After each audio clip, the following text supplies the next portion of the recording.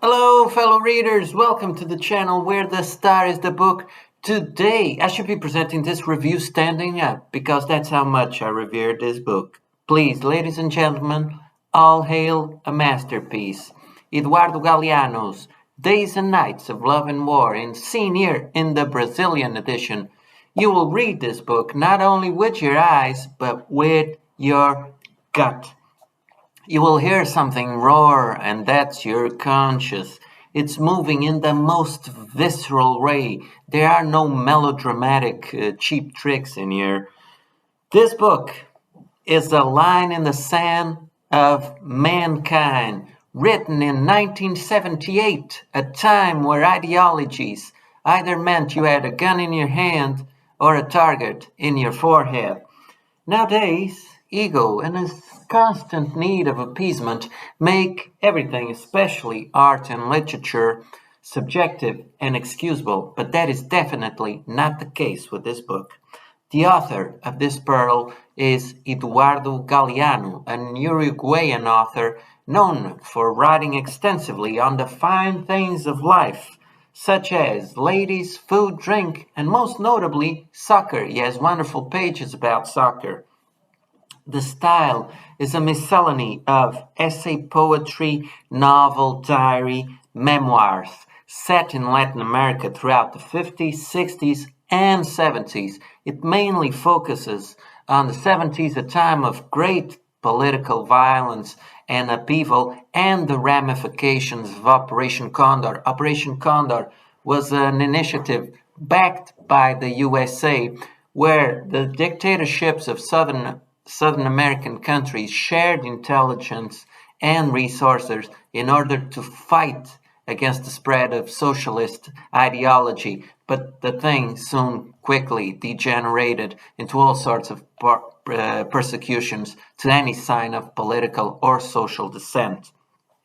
A string of martyrs from Brazil, Argentina, Uruguay, Chile, Paraguay is remembered throughout the pages of the book as Galeano recollects meetings he had with the likes of Che Guevara, Juan Perón, Salvador Allende, Juan Rulfo, and Roque Dalton.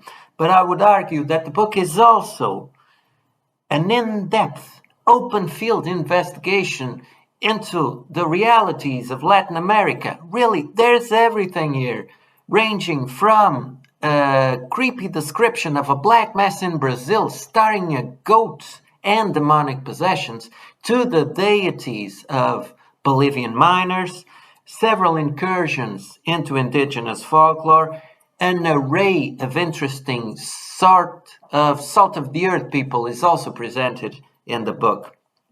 Galeano describes extensively what he believes to be the system that creates, that breeds collaborationism, censorship, and political violence. Listen to this description on page 30. I really enjoy this one because it sets the pace for the rest of the book.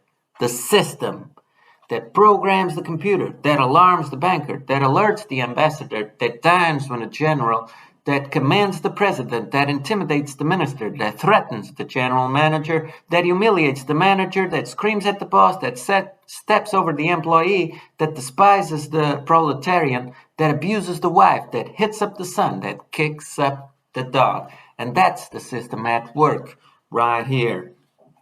There are several reminiscences of horror and violence, but they are weaved together with moving tributes to life as Galeano recollects the upbringing of his own kids and lost friends. You can soon realize that he is indeed writing to revenge death. He is writing a eulogy for posterity. And that's the main reason why he even decides to become a writer. Listen to this on page 55. That night, I realized that I was a hunter of words. That's what I was born for. That was going to be my way of remaining with everybody after dying, and the things and people that I had wanted would not die completely. Death pays a visit to most pages of the book, and Galeano describes what he believes to be the psychology of death. I've never looked at things this way, but I believe that he is spot on. This view of him is extremely insightful and touching. Listen to this, page 110. Everyone enters death the way he resembles it.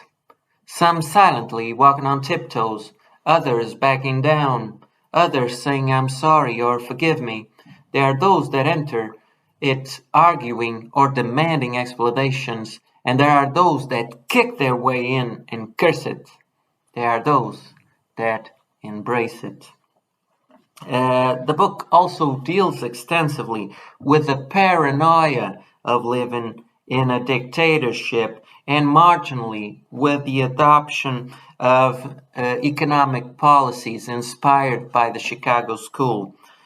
Listen to this on page 83 as Galeano sums up all of those circumstances.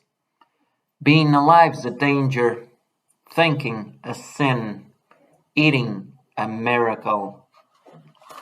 And finally, I would like to leave you with this quote here of page 31. He is describing the 1970s Brazil, but I found this quote to be extremely current and extremely transnational.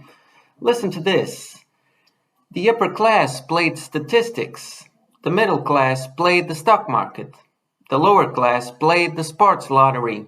Who would wake up a millionaire on Monday morning? An unemployed mason? A washer? A shoe shiner? Somebody would be chosen. Amongst 80 million of the earth's condemns, someone would be appointed on Monday morning by God's finger.